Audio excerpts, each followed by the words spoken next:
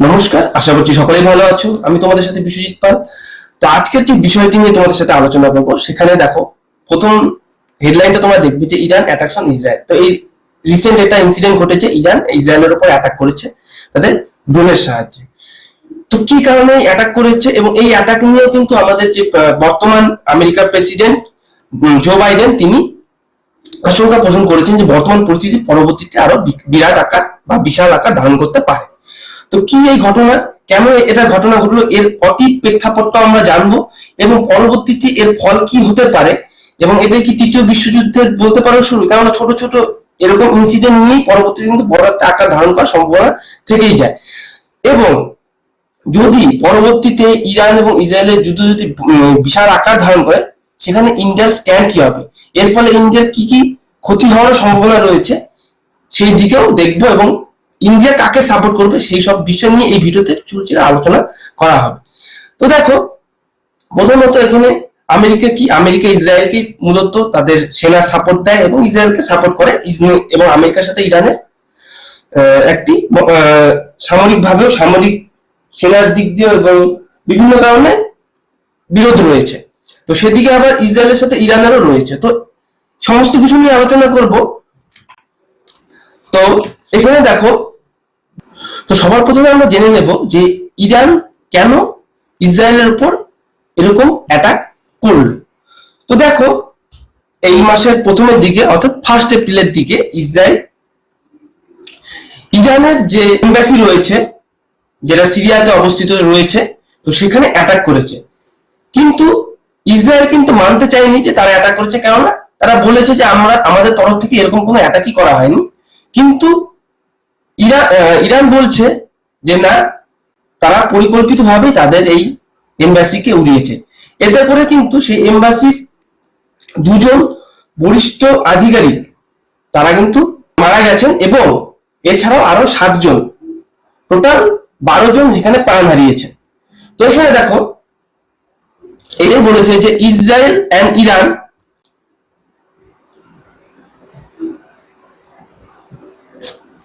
এখানে বলেছে ইসরায়েল এবং ইরান আর লং স্ট্যান্ডিং রাইভালস, মানে দীর্ঘদিনে এরা শত্রু রয়েছে। Have been engaged in shadow war for years, বছরের পর বছর ধরে এদের এই যুদ্ধ চলছে। ঠিক আছে।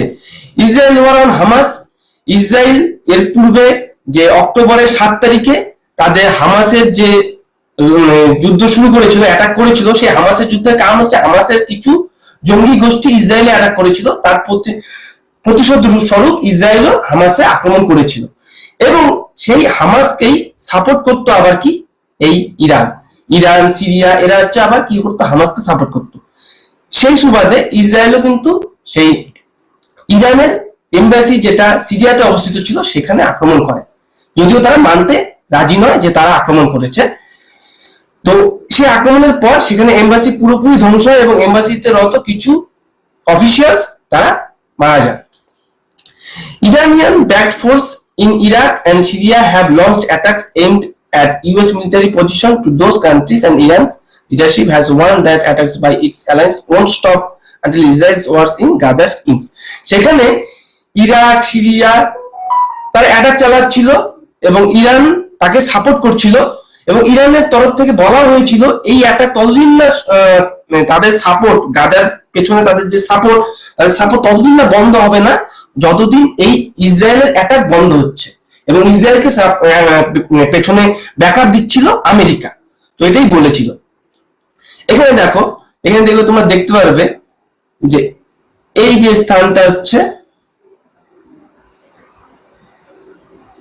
ইসরায়েল, ঠিক আছে, এই যে সিরিয়া, এই যে ইরাক, এই যে Iran.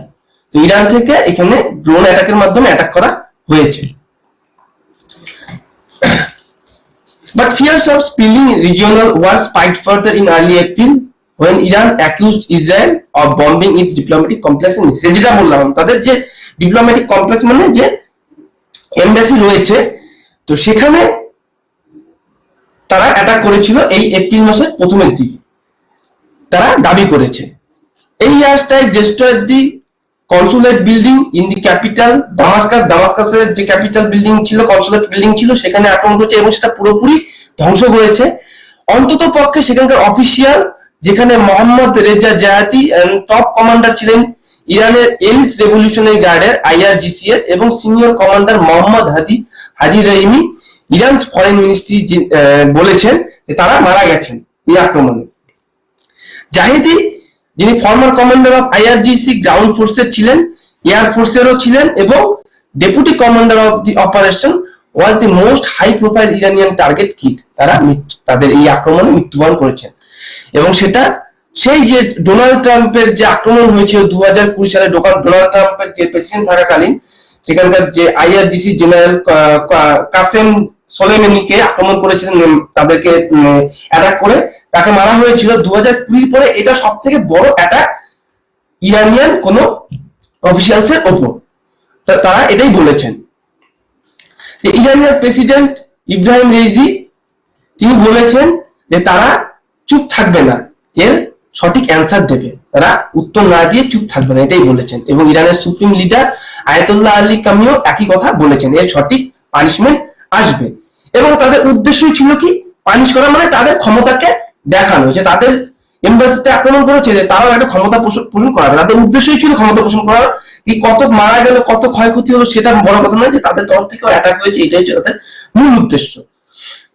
The Iran-backed Lebanese militant groups Hezbollah said this strike would be made in punishment and revenge. The region has been edged ever since, with US-Israel warning intelligence that the Iranian attack was imminent. তারা এই US এবং ইসরায়েলের যে তাদের যে সেনা ছিল, তাদের ইন্টেলিজেন্স ছিল, তাদের দ্বারাও তারা আগের থেকেই সবাইকে সতর্ক করে দিয়েছিল, এবং এখানে ক্ষয়ক্ষতির পরিমাণ কিন্তু অনেকটাই কম হয়েছে। এবং দেখো ইরানিয়ানরা যে ইরানের তরফ থেকে যে আক্রমণ হয়েছিল, প্রায় কিন্তু 300 খানা মিসাইল সেখানে নিক্ষেপ করা হয়েছিল। কিন্তু 300 খানা মিসাইলের অ্যাটাকের মধ্যে তাদের যে ইসরায়েলের যে ডিফেন্স সিস্টেম, ডিফেন্স এরার রয়েছে, ডিফেন্স সিস্টেম প্রায় 99% এই মিসাইলকেই তারা ধ্বংস করতে পেরেছে। প্রায় 6 থেকে 7 খানা মিসাইল সেখানে ল্যান্ড করেছে এবং সেখানে আক্রমণ করে। এর ফলে সেরকম ক্ষয়ক্ষতি দেখা যায়নি, অ্যাক্টিভলি কোনো হিউম্যান ডেথ দেখা যায়নি, এরকমই বলা হচ্ছে আপাতত। ঠিক আছে, তো 99% কিন্তু ডিসলভ করে ফেলেছে ইসরায়েলের এবং আমেরিকার তরফ থেকে যে তোমার সেখানকার যে র্যাডার ছিল, সেই মিসাইল ডিসলভ র্যাডার ছিল, সেই র্যাডার কিন্তু কাজ করেছে। এবং এই অ্যাটাককে G7 কান্ট্রি, যে United state, Canada, United kingdom, France, Italy, Germany, Japan, সবাই কিন্তু কন্ডেম করেছে। কেমন, যে এই অ্যাটাকটা করা যুক্তিযুক্ত নয় এবং কোনো মানেই হয়নি এই অ্যাটাকে ইরানের। ঠিক আছে, এখানে দেখো যে আপাতত কিন্তু যে ইরান যে অ্যাটাক করেছে, ইরানের অ্যাটাক কিন্তু তারা বলছে যে তাদের কিন্তু এটা লাস্ট, এবং পরবর্তীতে তারা কোনো অ্যাটাক করেনি। আসল কথা কি, তাদের উদ্দেশ্যই ছিল যে এটা ইসরায়েলের যে তাদের এমবাসিকে ধ্বংস করা, তার ক্ষমতা, তার রিপ্লাই স্বরূপ ক্ষমতা দেখানোরই একটা উদ্দেশ্য ছিল, যে তারাও অ্যাটাক করতে পারে এবং তাদের তরফ থেকে অ্যাটাক করেছে। এর এগেনস্টে কিন্তু ইসরায়েলের তরফ থেকে আপাতত কোনো রিপ্লাই যায়নি, এখনো পর্যন্ত ইসরায়েলের তরফ থেকে কোনো অ্যাটাক হয়নি। তবে পরবর্তীতে হবে কিনা সেটা বলা যায় না। আমেরিকাও বলেছে যে সংযম রাখতে ইসরায়েলকে, তবে আমেরিকা কিন্তু ইসরায়েলকেই সাপোর্ট করে। এবং দেখো এখানে যদি বলা হয় যে ইসরায়েল এবং ইরানের মধ্যে কাকে, যদি ভারতের, যদি পরবর্তীতে যদি এই যুদ্ধ বিশাল আকার ধারণ করে, এটি বিশাল আকার ধারণ করে, তবে ভারত কার পক্ষ নেবে। এখানে দেখলে দেখা যাবে যে ইন্ডিয়ার সাথে ইরানের অনেক কালের সম্পর্ক, ভালো সম্পর্ক, কেননা ইরানের থেকে যে তেল, ক্রুড অয়েল, ইন্ডিয়া কিন্তু অনেক আগের থেকেই ভারতে ইম্পোর্ট করত। এবং ইসরায়েলের সাথে বর্তমানকালে গত 10 বছরে কিন্তু ইসরায়েলের সাথে ভালো সম্পর্ক হয়েছে, কারণ ডিফেন্সের যে তোমার আধুনিক যে অস্ত্র, সে কিন্তু ইসরায়েল প্রদান করছে বর্তমানে ভারতের সাথে এরকম ডিল হচ্ছে। তো ভারত চাইবে না এই যুদ্ধ লাগুক, কেননা এর ফলে কি হবে, ভারতের এই বিশাল ক্ষতি হবে। কেমন, দেখো তেলের ক্ষেত্রেও ইরানের সাথে সম্পর্ক তার সে খারাপ করতে পারবে না, এবং সেরকম ডিফেন্সের যুদ্ধক্ষেত্রে যে সামরিক বাহিনীর অস্ত্রের ক্ষেত্রে যে ইসরায়েলের সাথে যে তাদের চুক্তি রয়েছে সেই সবের কারণ ইসরায়েলকেও তারা ফেলতে পারবে না। তো এই কারণে ভারত চাইবে যে তাদের মধ্যে যেন মধ্যস্থতা হয় এবং কূটনীতির মাধ্যমে যেন আলাপচারিতার মাধ্যমে যেন ইরান এবং ইসরায়েল তাদের প্রবলেমকে সলিউশন করে। এবং এটা কিন্তু অন্যান্য দেশরা বলছে এবং আমেরিকাও কিন্তু বলছে যে ইসরায়েলকে মাথা ঠান্ডা রাখতে, এবং ইরানের সাথে ইরানকেও বলছে ইরান এবং ইসরায়েল যেন এর মধ্যস্থতার মাধ্যমে, আমেরিকা মধ্যস্থতা করে মধ্যস্থতার মাধ্যমে এটাকে সলভ করার পরিকল্পনা করছে। কিন্তু পরবর্তীতে যদি এটা বিশাল আকার ধারণ করে তবে সেটা দেখা যাবে যে কে এর পক্ষ নেবে এবং ভারত কার সাপোর্ট করবে। আশা করা যায় যে ভারত নিউট্রাল থাকার চেষ্টা করবে এবং মধ্যস্থতা করে ইসরায়েল এবং ইরানকে এই তাদের যে এই কনফ্লিক্ট সেটাকে খুব শীঘ্রই মিটিয়ে নেবে। এই হচ্ছে ব্যাপার যে ইরান কেন অ্যাটাক করলো এবং ইসরায়েল কি কারণে এটা করেছিল। তো তোমাদেরকে তো পুরোপুরি বললাম।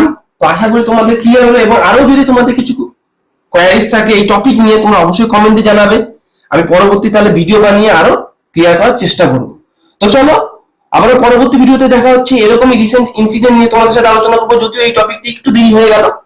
যাই হোক, পরবর্তীতে আমার টপিক আরো রিসেন্ট আনার চেষ্টা করবো। তো সবাই যুক্ত থাকো আমাদের চ্যানেলের সাথে। যারা চ্যানেলে নতুন রয়েছে চ্যানেলটিকে সাবস্ক্রাইব করে দাও, পাশে দাও বেল আইকনে গিয়ে অল নোটিফিকেশনে ক্লিক করে দাও, এবং ফেসবুক পেজ থেকে যারা দেখছো তারা ফেসবুক পেজটিকেও ফলো করে দাও। তো সবাই সুস্থ থাকো, ভালো থাকো। জয় হিন্দ, জয় ভারত, ধন্যবাদ।